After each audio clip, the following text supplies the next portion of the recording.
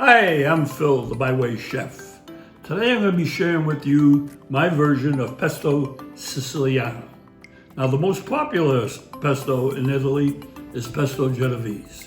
Mine is different in that I don't use nuts out of concern for people with a nut allergy, and I add tomatoes in it because Sicilians love tomatoes. This pesto can be used on almost everything. It can be used on pasta, meats, fish, vegetables, whatever. Keep watching.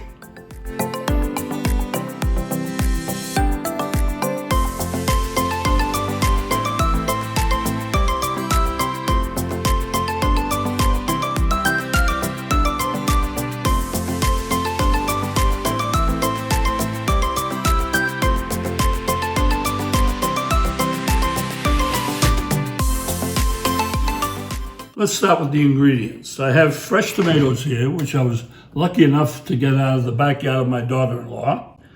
Now, if it isn't fresh tomato season, you can use canned ones, and I'll recommend them in the recipe.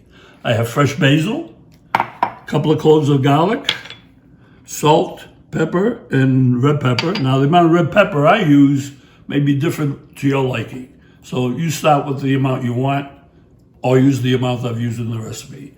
I got pecorino romano here, and most of all, I use a very good olive oil. I get mine from Sicily through a distributor in Chicago, the details of which are in the recipe. First, I'm going to deseed the tomatoes. Well, let me explain. I've got a mixture of small plum tomatoes here and black cherry tomatoes because they came out of my daughter-in-law's backyard. If I were buying them in the farmer's market, I buy all of one kind, or in the store. Cut them off earlier. You squeeze it into here, you see the seeds are in here now, and I dump it here. On a bigger plum tomato, I'll actually cut it in half and deseed it that way.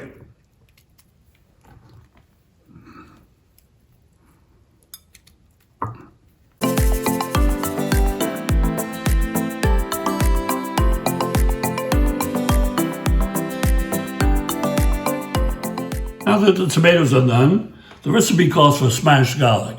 I do that by taking my meat pounder, putting it down flat, and smashing them. See how easy that is? Whoops, don't get away. And then I'll just take it back up and put it back in my little glass bowl here. Okay, the ingredients are ready to go, and I'm going to be putting them in this food processor. Now, I use a food processor because it does a marvelous job. If you don't have one, you got to do it the old-fashioned way like I did before. You have to cut everything up fine, really fine, use a mortar if you have one, and get it all mixed together that way. But it can be done. With a food processor, there's an art of putting the ingredients into the processor. If you do it by hand, it doesn't matter. First, I start with the basil. Get it all on the bottom of it, because you want to get that cut up fine. And if you put it on top of tomatoes, it may not happen. Next, I put in the tomatoes, my garlic, my salt, pepper, and hot pepper, red pepper. And now we're gonna,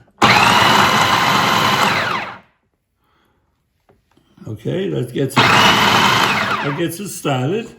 Now we're going to stream the oil in. Now this process has a unique oil type piece to it. You put the oil in here and it drizzles out of the bottom.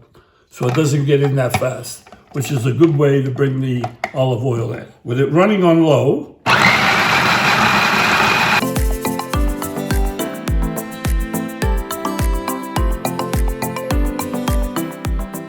voila, it's done.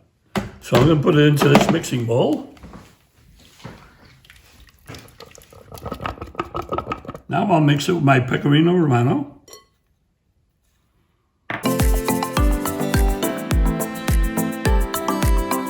And here we have a Pesto Siciliano. I'm going to let this marinate for about an hour, but not in the refrigerator, on the counter. And by the way, it's all fresh ingredients in here, so there's no preservatives, so it only lasts about 3 or 4 days. Now I'm going to put it on some pizza, some pasta, and on a bruschetta. And I'll get started with that now.